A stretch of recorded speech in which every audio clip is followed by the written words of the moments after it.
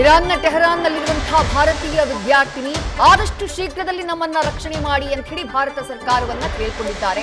ಇನ್ನು America air base ಮೇಲೆ ಕೂಡ ಇರಾನ್ ದಾಳಿಯನ್ನ ಮಾಡಿದೆ.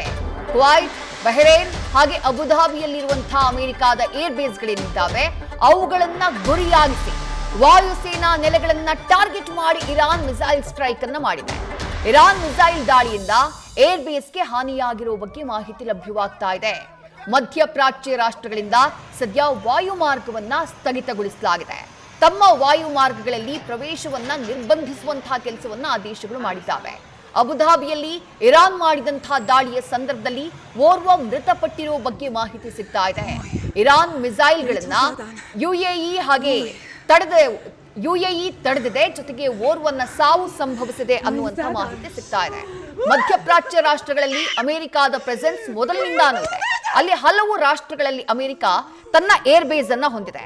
ಅದರಲ್ಲಿ ಬಹರೈನ್ನಲ್ಲಿ US navy 5th fleet headquarters ಇದೆ. ಹಾಗೆಯೇ ಕತಾರ್ನಲ್ಲಿ ಅಲ್ ಉದೇರ್ ಏರ್ ಬೇಸ್ ಇದೆ. ಕುವೈತ್ನಲ್ಲಿ ಅಲ್ ಸಲೇಮ್ ಏರ್ ಬೇಸ್ ಇದೆ. ಜೊತೆಗೆ ಯುಎಇನಲ್ಲಿ ಅಲ್ ದಫ್ರಾ ಏರ್ ಬೇಸ್ ಇದೆ.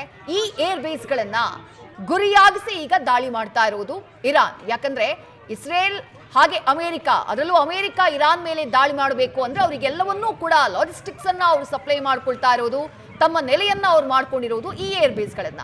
ಹಾಗಾಗಿ ಎಲ್ಲಿಂದ ದಾಳಿ ಸಂಘಟಿಸಲಾಗ್ತಾ ಇದೆಯೋ ಆ ಜಾಗವನ್ನ ಗುರಿಯಾಗಿಸಿ ಈಗ ಇರಾನ್ ಪ್ರತಿ ದಾಳಿಯನ್ನ ಆರಂಭ ಮಾಡಿದೆ.